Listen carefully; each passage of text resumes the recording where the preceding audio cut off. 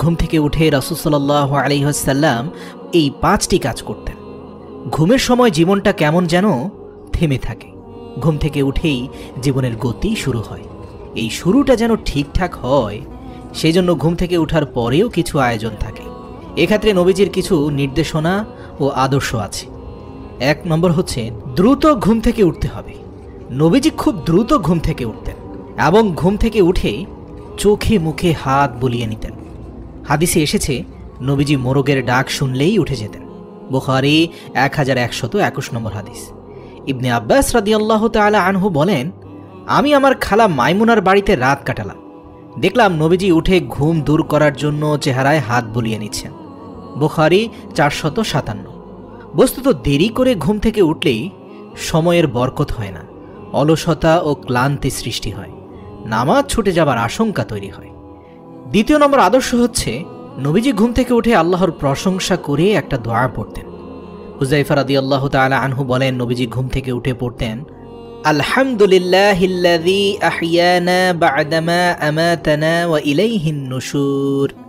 অর্থ, সব প্রশংসা ওই আল্লাহর জন্য যিনি মৃত্যুর পর আমাদের জীবন দান করেছেন এবং তার দিকেই আমাদের পুনরুত্থান। সুবহানাল্লাহ। বুখারী 6312 নম্বর হাদিস। বস্তুত ঘুম কিছুটা সাময়িক মৃত্যুর মতোই। এই সাময়িক মৃত্যুর পর আবার স্বাভাবিক জীবনে ফিরে আসতে পেরে আল্লাহর কৃতজ্ঞতা প্রকাশ করা উচিত।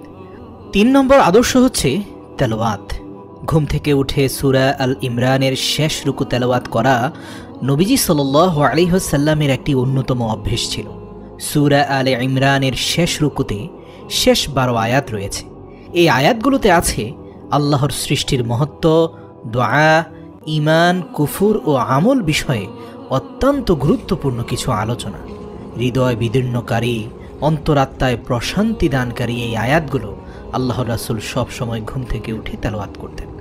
বান্দার তো দিনের শুরুতেই এই বিষয়গুলোর সাথে পরিচিত হওয়া উচিত। কোরআন তেলাওয়াত দিয়ে দিন শুরু হওয়া উচিত। সুবহানাল্লাহ। 4 নম্বর হচ্ছে পরিচ্ছন্নতা। ঘুম থেকে উঠে নবীজি মিসওয়াক করতেন, উভয় হাত কবজি পর্যন্ত ধৌত করতেন, তারপর ওযু করতেন এবং বিশেষভাবে 3 বার নাক পরিষ্কার করতেন। কেননা ইবনে ওমর রাদিয়াল্লাহু তাআলা আনহু বলেন, নবীজি ঘুম থেকে উঠে প্রথমেই মিসওয়াক করতেন। মুসনাদে আহমদ 5979 নম্বর হাদিস। নবীজি বলেছেন, ঘুম থেকে উঠে 3 বার হাত না ধুয়ে পানির পাত্রে হাত দিও না। নবীজি সাল্লাল্লাহু আলাইহি সাল্লাম আরও বলেছেন, তোমাদের কেউ ঘুম থেকে উঠলে ওযু করবে এবং নাক 3 বার পরিষ্কার করবে। বুখারী 3295 নম্বর হাদিস।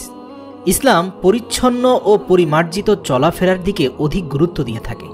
ঘুম থেকে উঠে প্রথমেই মেসওয়াক করার মাধ্যমে মুখ পরিচ্ছন্ন করে নিতে হবে, কেননা মুখে খাদ্যকণা ইত্যাদি জমে থাকে, লালা জমে থাকে, এতে দুর্গন্ধ ও জীবাণু সৃষ্টি হয়। তারপর হাত ধুয়ে নিতে হবে, কেননা ঘুমে থাকাকালীন সময়ে কোথায় হাত দিয়েছেন, কি লেগেছে তা তো জানেন না।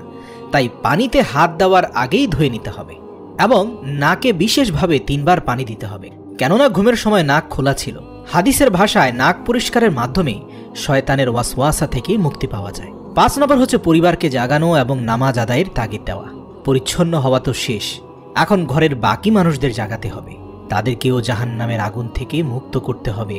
তাদেরকে জাগিয়ে মসজিদে নামাজ পড়ার জন্য নিয়ে যেতে হবে, কেননা নবীজি সাল্লাল্লাহু আলাইহি ওয়াসাল্লাম বলেছেন, যে ব্যক্তি রাতে ঘুম থেকে উঠে স্ত্রীকে উঠায় এবং 2 রাকাত নামাজ আদায় করে, তাহলে সে ও তার স্ত্রী অধিক জিকিরকারীদের অন্তর্ভুক্ত হবে।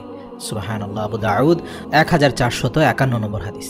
একইভাবে নবীজি সাল্লাল্লাহু আলাইহি ওয়াসাল্লাম বলেছেন, ঘুমে থাকাকালীন সময়ে শয়তান মানুষের গর্দানে 3টি গিট মারে। এই প্রত্যেকটি গিট বলতে থাকে, রাত এখনো অনেক বাকি, আরও কিছু সময় ঘুমিয়ে থাকো। ঘুম থেকে উঠে আল্লাহর জিকির করলে প্রথম গিট খুলে যায়, ওযু করলে আরও একটি গিট খুলে যায় এবং নামাজ পড়লে 3য় গিটটিও খুলে যায়। মানুষ কর্মোদ্যমী হয়ে যায়, তার মন উৎফুল্ল হয়ে যায়। আর সে ব্যক্তি যদি ওযু করে নামাজ আদায় না করে, তাহলে সে কর্মোদ্যমহীন হয়ে যায় এবং মনেও উৎফুল্লতা থাকে না। বুখারী 1142 নম্বর হাদিস। আল্লাহ তাআলা আমাদের সবাইকে প্রত্যেক দিন ঘুম থেকে উঠে রাসূল সাল্লাল্লাহু আলাইহি ওয়াসাল্লামের আদর্শগুলো অনুসরণ ও অনুকরণ করার তৌফিক দান করুক। আমিন।